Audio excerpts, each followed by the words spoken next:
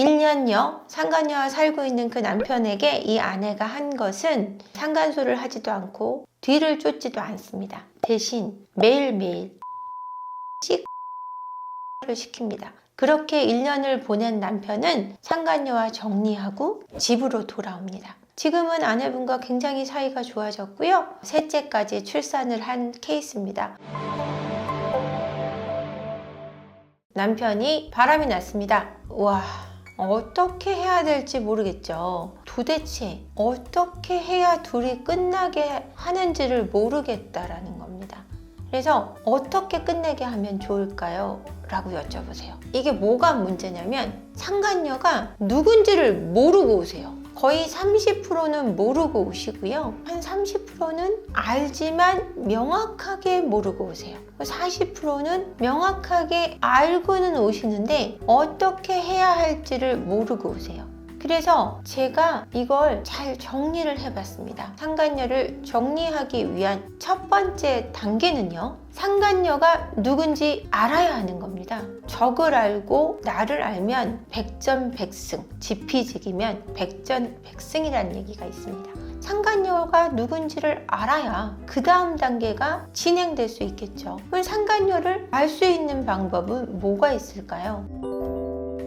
어떤 사례가 있었냐면은 상간녀 이름만 아시는 거예요. 저한테 찾아오셔서 검색을 시도했어요. 인터넷 검색을 통해서 그 상간녀가 뭐 하는지를 알아냈고 회사 뭐 이런 것들을 막 알아내가지고 연락처부터 주소부터까지 알아내는 데까지 너무너무 힘들었고요. 그렇게 해서 상간소송을 진행해서 헤어지게 한 케이스도 있습니다. 상간녀를 아시는데 일단 집중하시는 것이 1단계입니다. 2단계는 뭘까요? 상간녀를 알고 나면 상간녀의 본질에 대해서 파악하셔야 됩니다. 상간녀가 내 남편을 만나는 이유를 아셔야 되겠죠. 상간녀가 내 남편을 만나는 이유가 사랑인지 돈인지 심심풀인지 이 세 가지의 어느 것에 해당하는지를 아셔야 상간녀와 남편을 떼어낼 수 있습니다. 더불어서 상간녀의 본질, 이혼녀인지 미혼인지 또는 유부녀인지, 이혼을 했지만 아이가 있는지 없는지, 미혼이면 나이대가 20대인지 30대인지 40대인지 50대인지 여러 가지로 분류를 해서 알아내셔야 됩니다.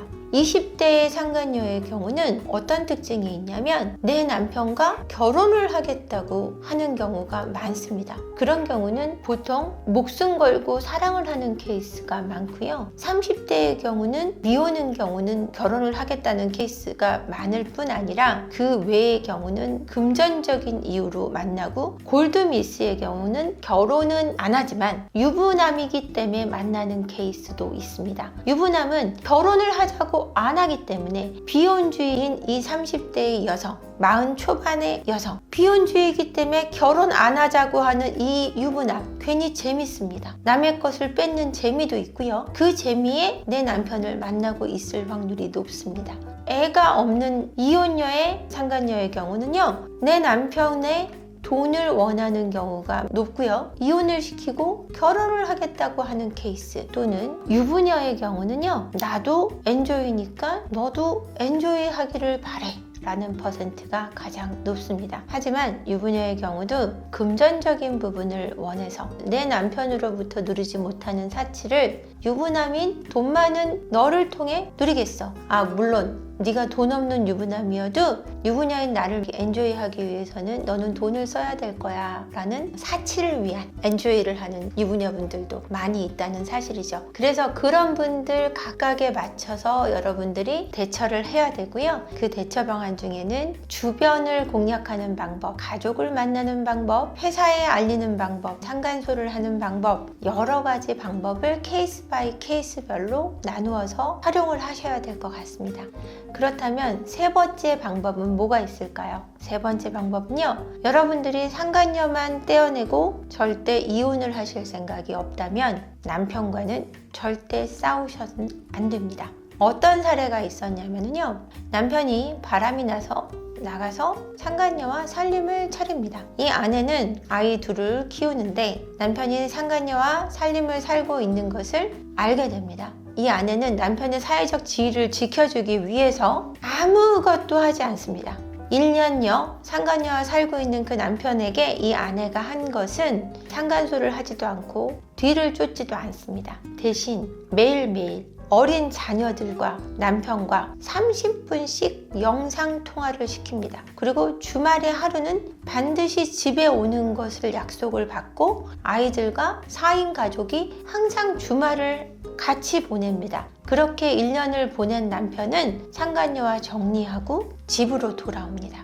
아내는 1년간 단 한 번도 남편에게 화를 내지 않았고요. 남편은 아이들이 아빠를 향한 그리움에 우는 것을 1년간 지켜보다가 결국은 아이를 선택하고 돌아오게 됩니다. 지금은 아내분과 굉장히 사이가 좋아졌고요. 셋째까지 출산을 한 케이스입니다. 남편과 싸움을 하는 것은 절대적으로 금지입니다. 여러분들이 끈기를 가지고 정말로 가정을 지키겠다라는 마음이 있다면 무대응도 대응 중에 하나이지만 여러분 자신을 잘 컨트롤하는 것만큼 중요한 것은 없습니다. 내가 화가 나고 울분하고 분노하고 하는 가운데 남편은 점점 여러분에게 정을 떨어뜨릴 거고요. 그 정이 떨어진과 동시에 그 상간녀에겐 더 마음이 가게 되어 있거든요. 여러분 분노하시는 것을 멈추는 것, 남편과 싸우지 않는 것이 이 상간녀 정리 꿀팁 중에 가장 중요한 포인트라는 것을 잊지 마십시오.